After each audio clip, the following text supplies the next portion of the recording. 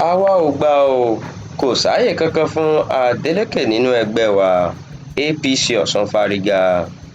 Ẹgbẹ́ òṣèlú All Progressives Congress nípínlẹ̀ Ọ̀ṣun ti yarí kanlẹ̀ fún ààrẹ Bọ́lá Tinubu lórí àhesọ kan tó ń lọ káàkiri pé ààrẹ fẹ́ fẹ̀yìn pọ́n gómìnà Adémọ́lá Adeleke wọnú ẹgbẹ́ òṣèlú APC.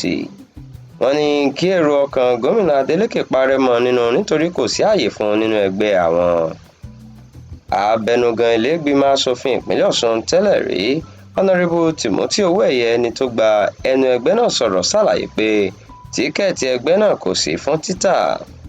Tẹ́ ò bá gbàgbé, láìpẹ́ yìí ni gómìnà Adeleke, ẹ̀gbọ́n rẹ̀ dókítà Dèjì Adeleke àti David Adeleke tí gbogbo ayé mọ̀ sí Davido ṣàbẹ̀wò sọ́dọ̀ ààrẹ Tinubu nílùú Èkó. Fọ́tò tí wọ́n yà lásìkò àbẹ̀wò náà ló dá wàhálà ńlá sílẹ̀ báyìí, èyí tó mú kí àwọn kan máa sọ pé ó ṣeéṣe kí Adeleke máa gbèrò láti kúrò nínú ẹgbẹ́ òṣèlú PDP tó wà kó sì dupò gómìnà padà lábẹ́ ẹgbẹ́ òṣèlú APC lọ́dún tó ń bọ̀. Àmọ́ ṣá, Timothy Owóẹ̀yẹ sọ pé kò sí ẹgbẹ́ òṣèlú tó lè bá APC forígbárí nínú ìdìbò gómìnà Ọ̀ṣun lọ́dún 2026.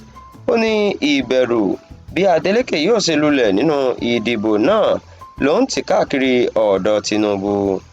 Ó ké sí àwọn ọmọ ẹgbẹ́ láti fọkàn balẹ̀ nítorí dídùn ní ọsàn yóò so fún wọn lọ́jọ́ kẹjọ oṣù kẹjọ ọdún 2026.